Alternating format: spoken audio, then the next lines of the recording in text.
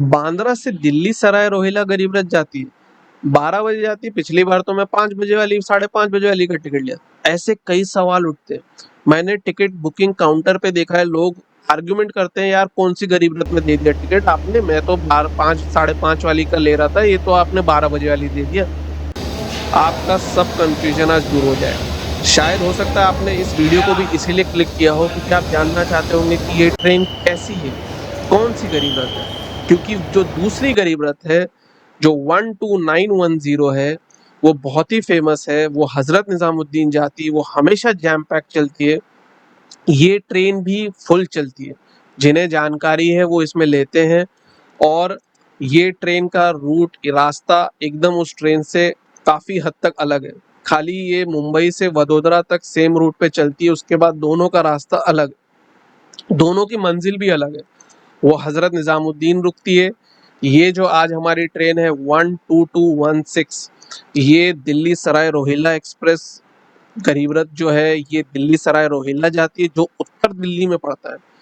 इस ट्रेन में side middle birth बहुत ज्यादा है। ये भी सवाल उठता है, अरे यार मैं जिस ट्रेन में गया था उसमें तो साइड मिडल था ही नहीं, ये इसमें इतने सारे कैसे हैं।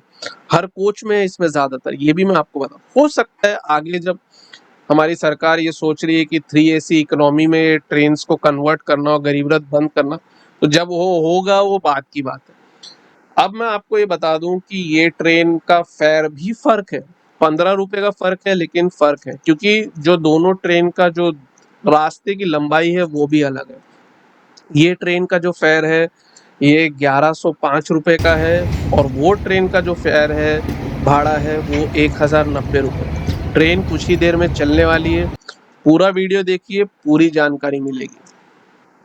ठीक 12 बजे हमारी ट्रेन प्लेटफॉर्म नंबर 4 से चल दी है। तो इसीलिए अगर आपने टिकट बुक किया है तो ज़रूर देखें कि आपका टिकट कौन सी गरीब रथ में बुक हुआ है। क्या ये 12910 है या ये 12216 है। काफ़ी लोग मुझे ये भी कमेंट में लिख सकते हैं, यार दोनों अलग अलग दिन चलती है ना। हाँ, अलग अलग दिन चलती है, लेकिन एक दिन यानी मंगलवार के दिन दोनों ट्रेन चलती है। इसीलिए ये आर्गुमेंट भी एक बार मैंने देखा था, वो बंदा मंगलवार के दिन की बुकिंग कर रहा था और उसको दे दिया था सुबह वाली गरीब रथ में। यानी कि इसको सुबह वाली गरीब रथ बोली जाती है आम भाषा में, या दोपहर वाली गरीब रथ आप बोल सकते हो, 12 बजे छूटी है। तो बहुत ध्यान रखें कौन सी ट्रेन में आपने बुक किया है टिकट। इस गरीब रथ में कोई भी पेंट्री कार नहीं है, वैसे तो कोई भी गरीब रथ में पेंट्री कार नहीं रहता, लेकिन 23 घंटे का सफर है। तो ये बहुत ध्यान रखें कि आप खाने का बंदोबस्त करके चलें, या आप कोई स्टेशन पे या कहीं पे बुकिंग की खाने की करना चाहते हो ऑनलाइन तो कर सकते हैं या खरीद सकते हैं। एक बात, बेडिंग नहीं मिलती है कोविड के बाद से, पैसे दे के भी नहीं मिलती है, बेडिंग रहती ही नहीं है। तो उस चीज़ का भी ध्यान रखें। अब कुछ ही देर में तो हमारी ट्रेन बोरीवली पहुंचेगी।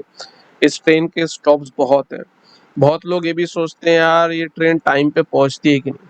सब बताऊंगा, सब एक्सपीरियंस शेयर करूंगा। पूरा वीडियो देखें, कोई सवाल हो तो कमेंट से बताएं। अब हमारी ट्रेन बोरीवली स्टेशन पहुंची है, थोड़ा सा लेट पहुंची है। ये मैं आपको बता दूं कि बोरीवली बहुत ही अहम स्टेशन है, क्योंकि आप सभी जानते हैं बोरीवली इसलिए ज़्यादा अहम हो जाता है, वेस्टर्न रेलवे के लोग भी इसमें आते हैं, और थाने के आसपास रहने वाले लोग भी अगर ट्रेन की बुकिंग करते हैं तो बोरीवली आके पकड़ते हैं ट्रेन। और ये जो आप बगल में देख रहे हैं ये हमारी ट्रेन छूटी है, और साथ ही साथ लोकल ट्रेन भी जा रही है। ये बोरीवली से विरार तक 4 रेलवे लाइन है। तो काफ़ी इंटरेस्टिंग सफ़र रहेगा, हो सकता है हम केरला संपर्क क्रांति एक्सप्रेस को भी ओवरटेक करें। तो ये है वसई रोड स्टेशन, जहां मुझे उम्मीद थी और वैसा ही हो रहा है। केरला संपर्क क्रांति एक्सप्रेस सामने आप देख सकते हो, और हमारी गरीब रथ एक्सप्रेस अच्छी एकदम बढ़िया रफ्तार से उसको ओवरटेक कर रही है। वो इसलिए कर रही है, वो संपर्क क्रांति होने के बावजूद, क्योंकि उसका टाइमिंग सूरत वडोदरा पे इस अब हमारी ट्रेन डायरेक्ट रुकेगी सूरत, जो कि इसका ऑफिशियल हॉल्ट है।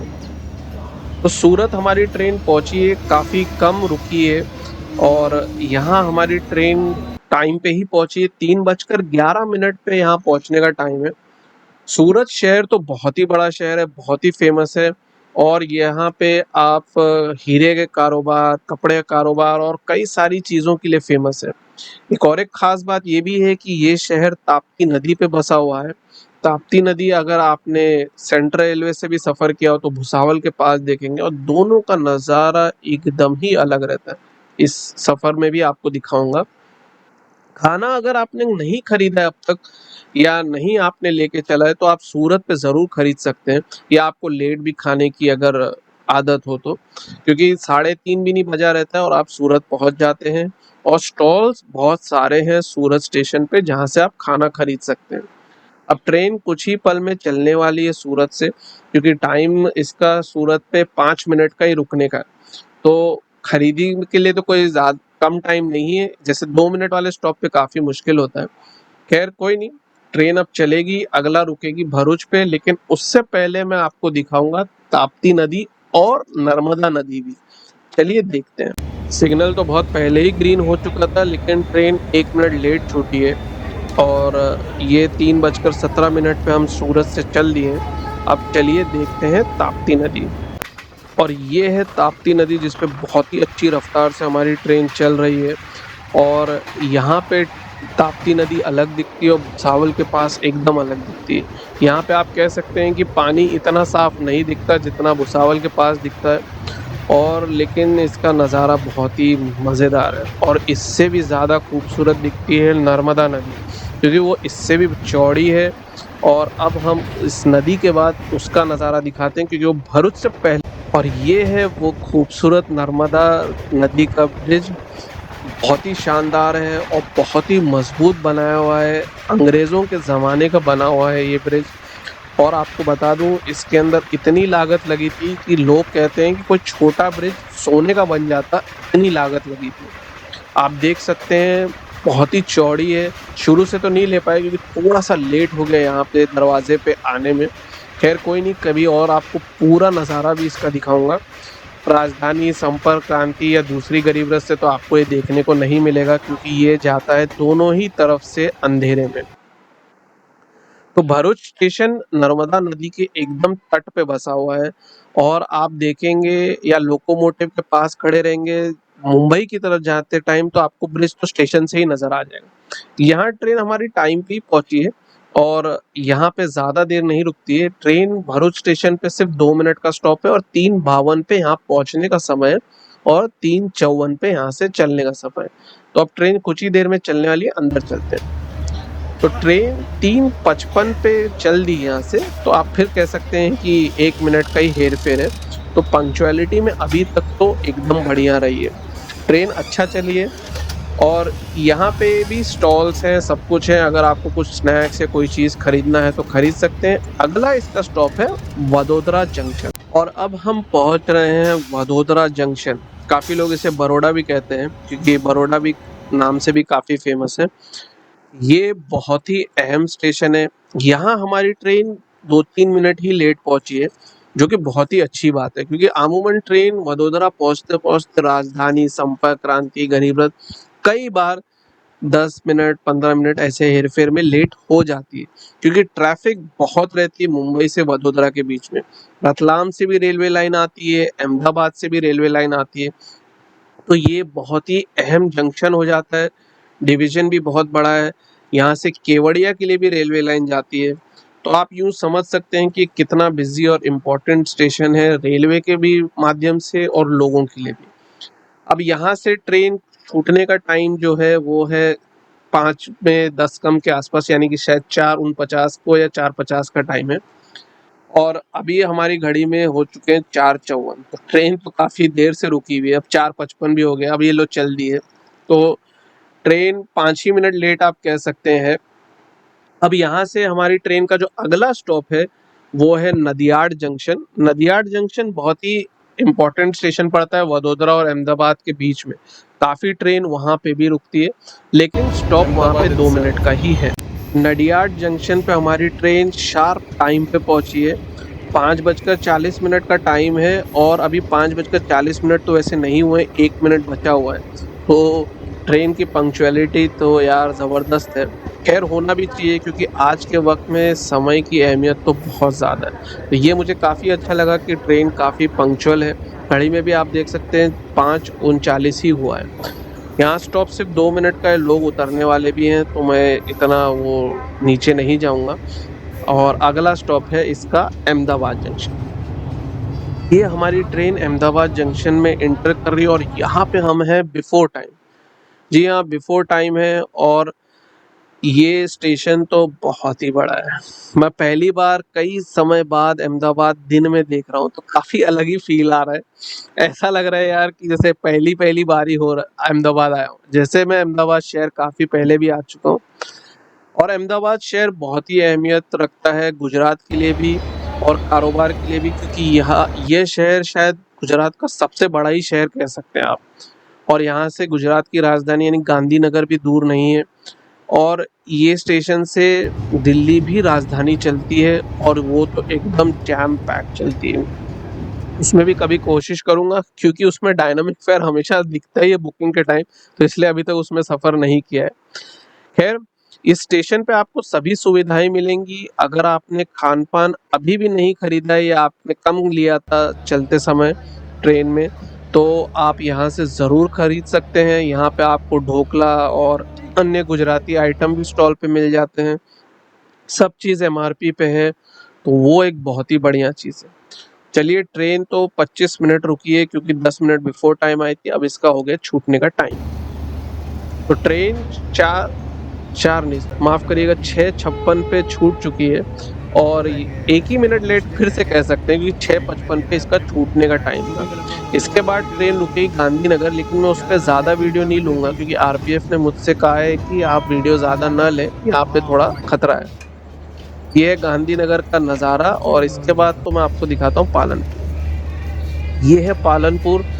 मैं बहुत छोटा ब्रीफ वीडियो आपको दिखा रहा हूँ। ये सामने आप डबल स्टैक मालगाड़ी देख सकते हैं, यानी 2 कंटेनर एक के ऊपर एक रखे हैं। इसीलिए आप देख सकते हैं पेंटोग्राफ भी बहुत ज़्यादा ऊंचाई पे खड़ा रहता है।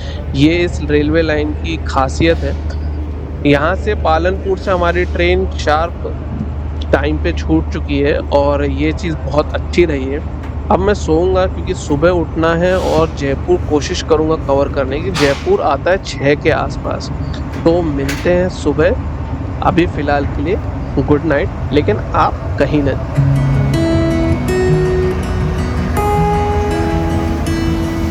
ये है जयपुर जंक्शन से हमारी ट्रेन छूटती हुई और ये बहुत ही खूबसूरत नज़ारा है। आप देख सकते हैं दोनों ट्रेन एक साथ छूट रही है और जयपुर पे भी हमारी ट्रेन एकदम टाइम पे ही है। वैसे तो रात के अंदर ये अबू रोड, फालना और अजमेर रुकी थी। कह रहे थे कि अजमेर पे काफ़ी बिफोर टाइम पहुंची थी, करीबन 40 मिनट या 30 मिनट के आसपास। खैर, मैं तो नहीं जानता कितना जल्दी पहुंची थी। जयपुर से छूटने का टाइम 6:15 पे है। और अगर आपको जयपुर घूमना है तो गर्मी में प्लीज़ मत ट्राई करिएगा क्योंकि गर्मी यहाँ पे ज़बरदस्त रहती है। यहाँ से हमारा दिल्ली सराय रोहिल्ला के लिए जो सफ़र है उसमें सिर्फ 4 ही स्टॉप है, उससे ज़्यादा ये ट्रेन नहीं रुकेगी। तो अब अगला हम मिलेंगे अलवर पे।